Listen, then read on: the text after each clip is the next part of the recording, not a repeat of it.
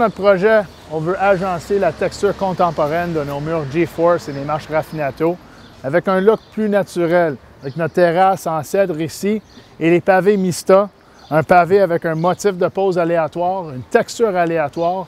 Et pour ajouter un autre côté plus organique, plus naturel, on a fait l'agencement de 2 couleurs, le gris Champlain et le brun châtaigne. On a décidé d'ajouter de l'éclairage et pour suivre notre tendance et notre aménagement aléatoire, on a positionné notre éclairage à des positions variées à travers notre surface, encore pour ajouter un petit look spécial. Donc, ce qu'on va faire, c'est qu'on va percer les trous, on va passer les lumières et tout le filage en dessous du pavé pour faire les raccordements à l'extérieur de notre système. Donc, on commence avec notre modèle ici, ça c'est le 22 mm, et on peut percer les trous. On identifie la position de notre trou, on peut le marquer et on peut le percer à l'aide d'une perceuse à percussion. Et on veut toujours commencer en angle 45 pour que la mèche puisse couper dans la surface pavée. Et lorsque ça commence à entrer, là on enligne la mèche et on descend à 90 degrés.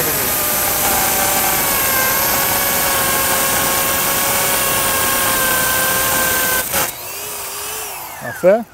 Ensuite, on prend le soin de bien rincer, car cette poussière contient un peu de ciment que si jamais ça sèche sur la surface, ça va tacher le béton. Donc, maintenant, notre morceau est préparé et on peut arriver pour le mettre en place. On va l'insérer dans notre motif et c'est très simple. Tout ce qu'on a à faire, c'est passer le luminaire à travers le trou. C'est comme ça. On va le chercher de l'autre côté.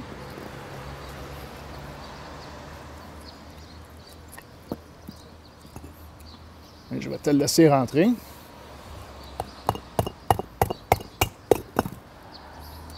Donc, c'est conçu pour rentrer directement dans le trou. Avec la bonne mèche, on a un trou qui est parfaitement à la bonne dimension. Comme ça, on n'a pas besoin de mettre de colle ou un calfeutrant. Et c'est conçu également pour résister aux pelles lorsqu'on fait le déneigement ou l'installation de chaises ou de tables de patio sur cette surface. Donc, c'est vraiment conçu pour ça.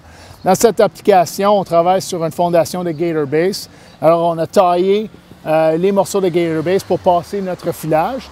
Et puisqu'on va s'assurer de faire notre connexion à l'extérieur de notre système de pavage, de cette façon, si jamais il y a de l'entretien, mais ça se fait très facilement sans être obligé à ôter des pavés, il se vend des rallonges. Et les rallonges se commandent directement d'Inlight ou on peut les acheter chez les distributeurs autorisés. Et c'est des mini-connecteurs dont on ne peut pas se tromper et ça fait une connexion parfaitement étanche qui résiste aux intempéries.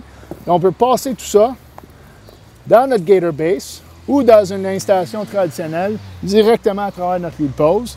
Et on peut procéder à faire la connexion Easy Lock, également qui fait partie du système Inlight. Ce qui est intéressant avec ce modèle, c'est qu'on a les petits dents ici. Et en dessous des petits dents est un gel qui va assurer de faire une connexion étanche. Donc, on prend le petit morceau ici qui va nous assurer de bien centrer et aligner le filage qui passe dans le connecteur. On pèse dessus. Les dents vont percer l'isolant en caoutchouc. Et maintenant, on serre le vis et on a une connexion qui est parfaitement étanche. Et puisque le tout est déjà raccordé à notre transformateur qui est branché, on sait déjà que notre éclairage est bien installé. Donc ça, c'est parfait. On peut installer les autres pavés et on peut continuer l'installation. Merci, Jason.